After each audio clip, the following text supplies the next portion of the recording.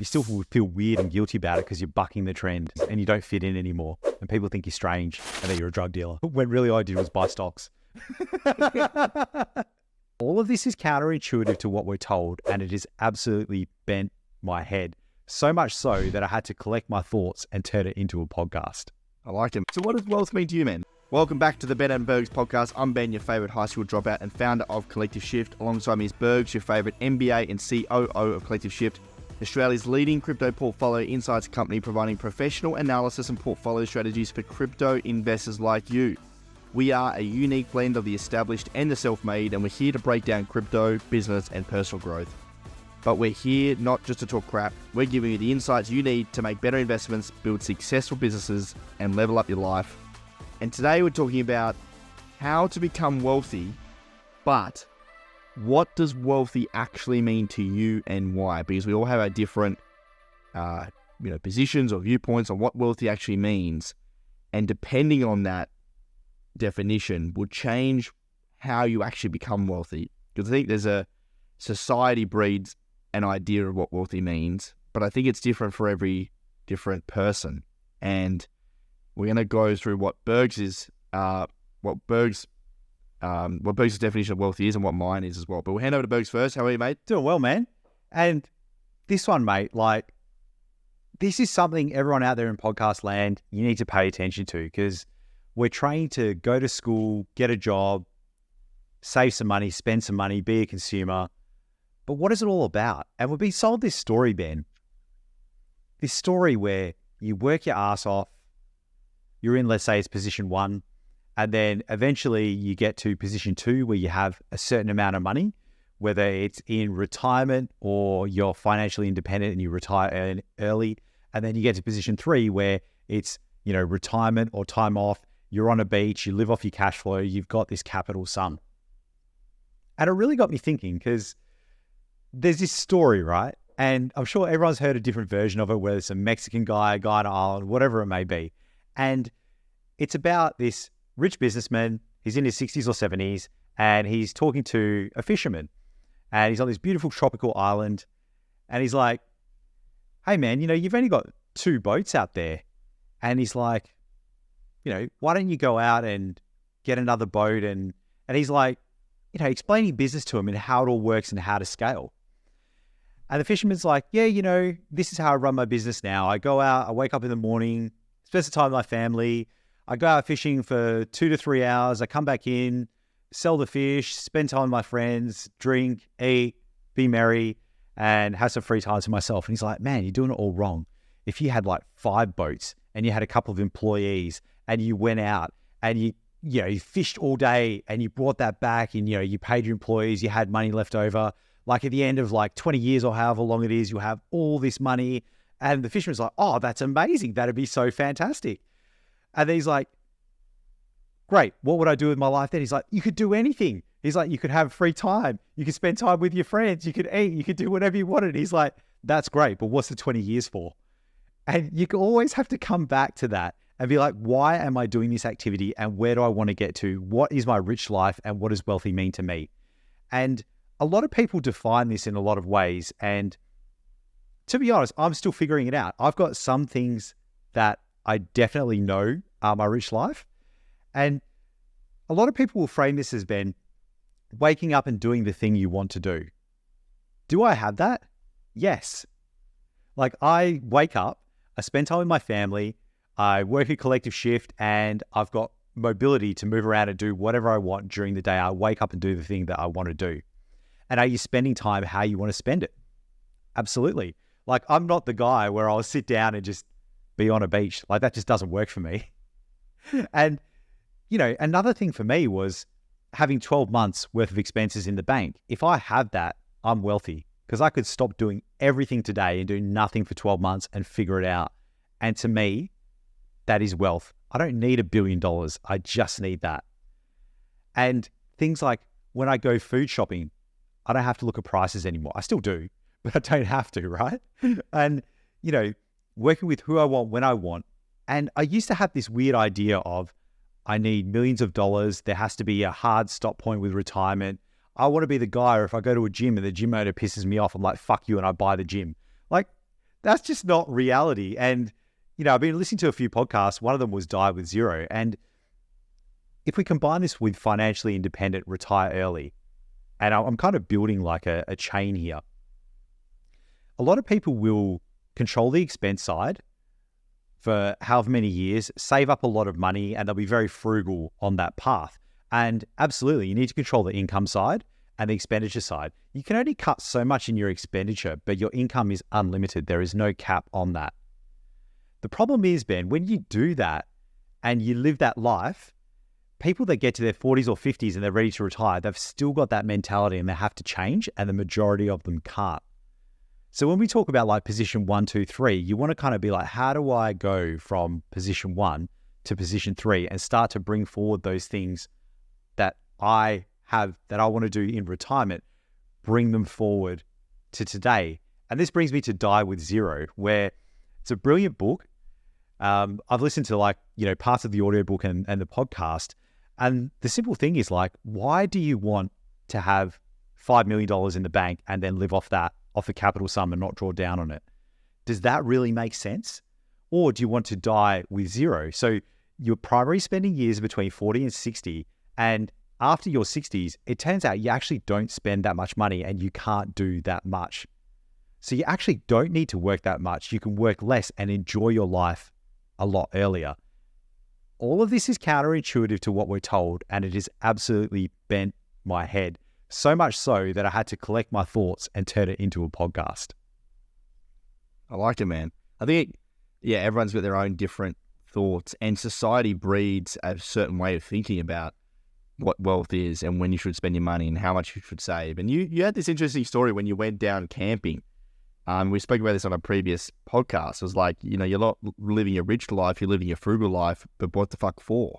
What are you optimizing for? You're optimizing for time, you're optimizing to save a few extra pennies. Exactly right. And it's not like it's a $10,000 purchase where, okay, I'll shop around, I'll get the best price, and I'll take a few weeks to make that decision.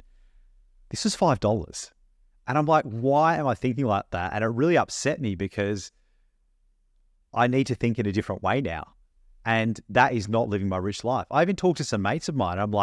They're like, oh, what do you consider rich? I was just asking. They're like, oh, if you got your house paid off. And it's just so different for everyone. It's different compared to how much money you grew up with, your parents' situation. Do you get there faster? But then, Ben, here's the fucking kicker. When you get to the position that you want to be in, you're like, fuck, what do I do now? And people like you and me, we have the ability to, let's say, go nuclear, hyper-focus, put the skates on, and go hell for leather at something, and we always need a target. And training yourself to be okay with that and not have to have the next target and actually live your life is fucking hard. Like, that is the biggest struggle I've had in the last year. Yeah, moving targets or moving, who you think you were, your identity to something new. That's kind of scary. Or even like feeling guilt. Like I'm not, like an example would be, let's say I'm only working part-time, or I stopped working for a while. Everyone else is working and, I've earned it and I've done the work. But you still feel weird and guilty about it because you're bucking the trend, what everyone else is doing, and you don't fit in anymore. And people think you're strange and that you're a drug dealer. When really all I did was buy stocks. Your mind goes around crazy world. So what does wealth mean to you, man? Like, give me what your wealthy looks like. I think wealth to me just means I don't have to worry about the day-to-days of money. I earn more money than I spend. The excess money is getting put into investments. That's automated. It's going into funds. It's going into crypto. I can support my family. My wife can stop working. I can send my daughter to a decent school. My house isn't going to get taken away. And I think I've really made my finances as close to bulletproof as I can, but also investing in myself and knowing that if I got fired or collective shift blew up or you finally crack the shits with me for giving you too much lip, I'll be fine to find cash flow somewhere else, whether that's a job or starting a business, whatever it may be. And I think that mobility and freedom is what wealth means to me. Wealth is not, for me, is not retirement. Like, I've got money I can spend, but it's just like stacking marbles. I don't need that much. My hobbies aren't that expensive. And to be honest, I enjoy what I did on the weekend. That was having my mates around. We were sinking beers, listening to rap tunes from the 90s, and we were making Napoli pizzas and throwing in the wood-fired oven. That is the kind of stuff that I like to do. And that combined and living that lifestyle, to me, and being able to spend as much time as I want with my family is wealth. It's more about time for me than it is about money now. And quality time with the people that you want to spend time. Absolutely. And people, I think it's a cope as well when people talk about quality time. They're like, oh, I work so much, but I spend quality time with my family. And I'm like, what the fuck is that? Because if you work so much, you're going to be tired, you're going to be stressed. What is that quality time? And I don't buy into that anymore. I don't subscribe that. I'm like, it's all quality time, and it is absolutely amount of time. Because even the simple things like getting ready, having a shower, or, you know, getting my daughter ready and, you know, feeding her and talking to her and all this sort of shit, they are the most amazing moments. They're the ones that you wouldn't think you remember. You think you have to go to Disneyland or go on a trip, or it has to be this brilliant thing. And it's fucking not. And you need to decide for yourself what you're willing to trade. And again, you may sacrifice that for a few years and do a job while you're away to get ahead in life. And that's perfectly okay. Like, I sacrificed a lot for 15, 16 years to get into the position that I am now. And it really is an individual quest about finding out what you want inside and then managing your psychology and actually enacting it. Yeah. And having the self-awareness to understand what that is too, you know, and not just conforming to what everyone else thinks, but what do you actually want? And also be aware that that can change. Yep. So you could you could change your path, and then 18 months later, you could be like, well, this isn't what I want to live. Or you could have a medical event, or someone close to you passes away, or your parents get sick and you want to spend more time with them. All of that is okay to deviate from the path. You don't need to have millions of dollars when you retire. Like, that is a story that is sold to people because it's simple to tell. And we see Jeff Bezos living his amazing life, but you don't see the 20 years that he put in, all the shit that he went through, how much he aged, all the, mate, who wants to do that? It is absolutely, you're sacrificing your time, the best years of your life, to then have a big sum of money. And it comes back to Die with Zero on this particular podcast. How many years, how much would I have to pay you, Ben, to have 5 years in jail? Maximum security prison. For me to be in jail for 5 years? Yes. How much would you have to pay? Fuck. Exactly. For me, it is zero. You could not pay me any sum of money to sacrifice 5 years of my life in jail. Now, everyone out there, I want you to apply that to your life.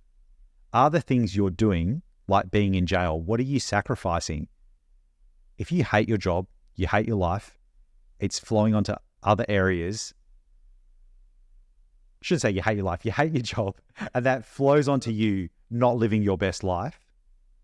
Yeah. Is that a good trade that you're actually doing? Because you're putting yourself in jail, but what for? So can you go somewhere else and not sacrifice all of that for money and then have your time and live your life in a different way? These are the questions you need to ask yourself. And it's very, very difficult and confronting when you do. Yeah, no, I wouldn't do that. That sounds yeah, exactly right. But a lot of people are stuck in this corporate loop. I know a lot of guys are working finance and they work crazy hours. A lot of them take drugs to stay up. They hardly see their spouses. They have oodles of money, amazing houses. Honestly, it's the same with doctors. Maybe not the drug side. Some doctors, not all. And well, no, let me clarify that. Anaesthetist pharmacists is a big elephant in the room for them. They cop a lot, the poor buggers. But you sacrifice all of that time. You go into your job. You love your job, but then it's insane hours. You don't get to spend time with your family. You're making a trade. You get paid well, but where do you end up in the end of it? And try to think about that. And you can structure your life in any way that you want. I just saw on TV yesterday, Ben, they were talking about retirement on an SBS show, like Inside or something like that. And there's a lady who's 79. She's booked up until 2024. All she does is fly around the world and house sit for people. She has 2 suitcases. That's all she owns. And she's happy as shit. Yeah. The 4-Hour Workweek is a good book to read if you want to structure your life. And Ben, I've been talking for a while. I'm curious. Have you thought about what your rich life would look like and what you value. I know we did quite an open and honest conversation with you and I about collective shift and how we want to operate the business and what is actually important to us. Because we came into it like last year with, I want $30 million. I want this, I want that. And it's like, well, great. What does that mean? What is that $30 million going to facilitate? What is it actually going to give you day to day? And it forces you to think. Yeah, I went more granular. And I think for me, it's just like earning a salary that allows me to travel freely between, Bali and Melbourne, have probably a home in both places.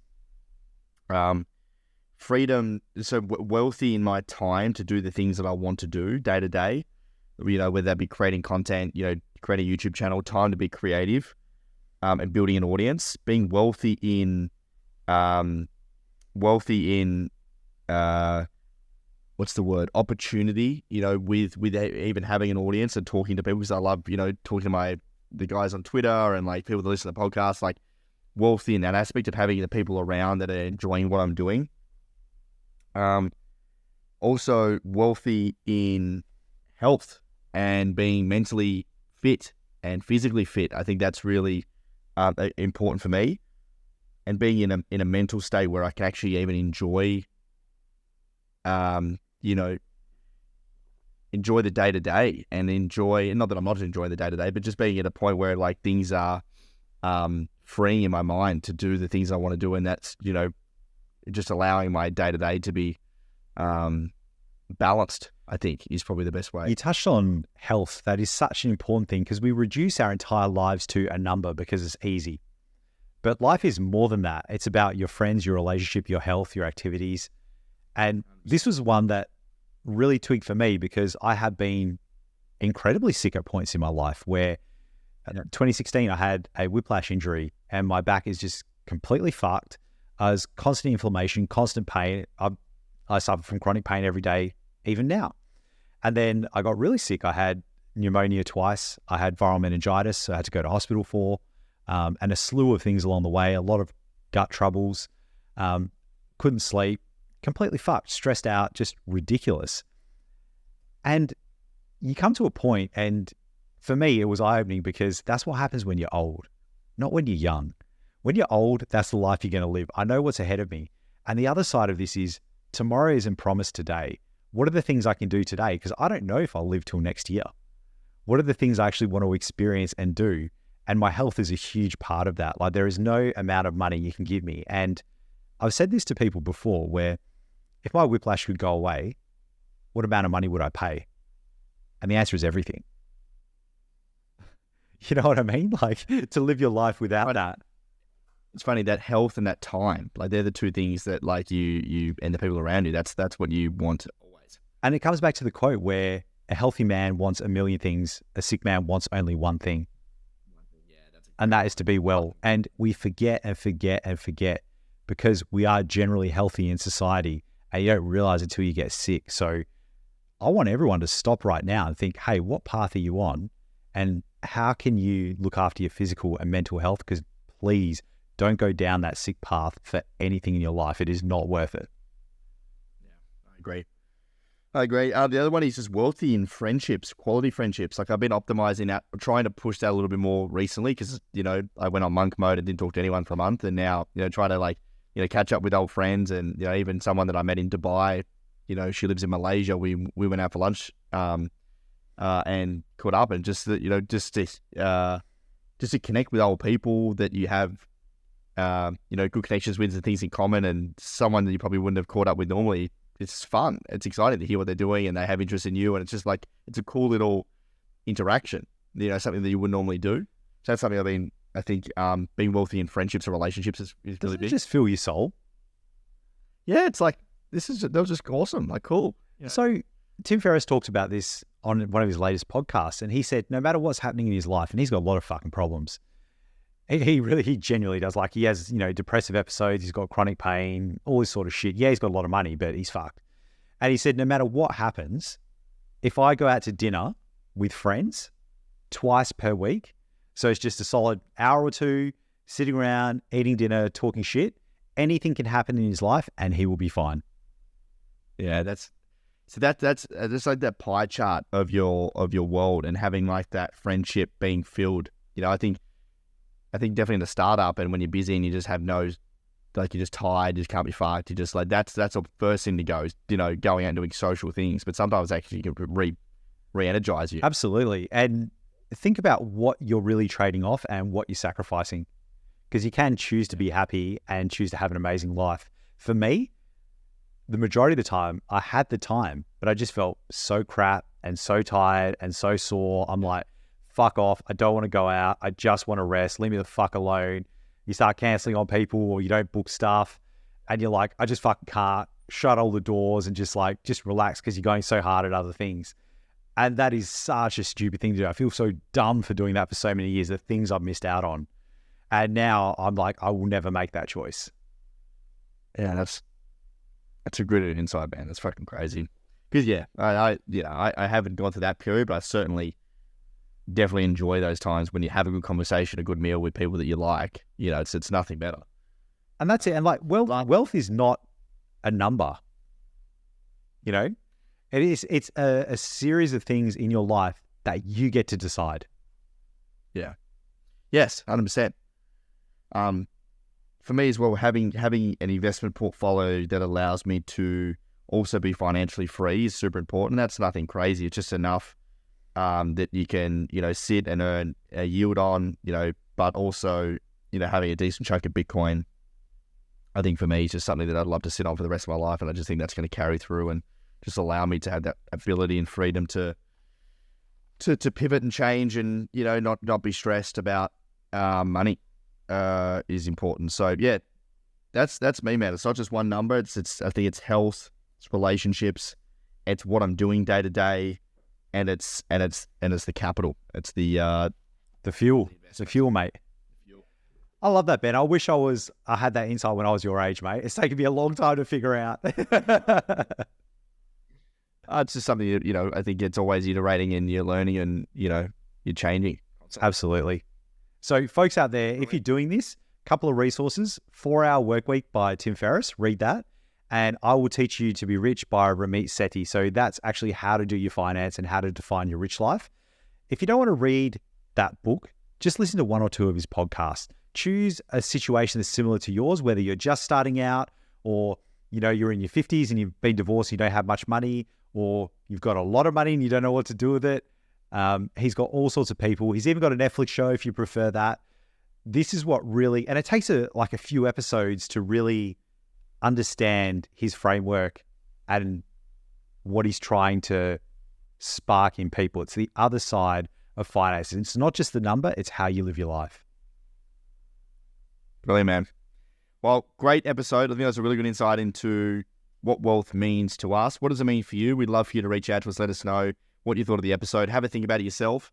If you have any friends or family or just anyone in your network that you think would, benefit from listening to this, maybe you think someone's got their idea of wealth twisted and you'd love them to hear our perspective, please share the episode. We'd love to get the word around. It's how we grow the podcast. You can share the link with them and or tweet at us and give us your feedback. My Twitter is @BenSimpsonAU. Bergs is @BabyBackBerg. And we've also got a Ben and Berg's Twitter @Ben and Berg. And mate, I've got to tell a quick Twitter story. So you have a lot of impersonators on Twitter. So make sure it's the right Ben, the Ben Simpson AU. And what happened was one of these impersonators messaged one of my mates, Joe. And Joe starts talking to him and he's like, oh yeah, and this guy was so convincing. And then he sent me a screenshot. He's like, hang on a minute. This guy isn't roasting Bergs. This isn't Ben at all. Like within 3 seconds, you would have just been roasting me, telling him how I'm a shit bloke. And so would Joe. So do be careful out there in Twitter land, folks. Be careful. My only Twitter is @BenSimpsonAU. Don't get scammed. We'll wrap it up there. Thank you, Bergs. We'll see you next episode. Thanks, champions, and thank you, Ben.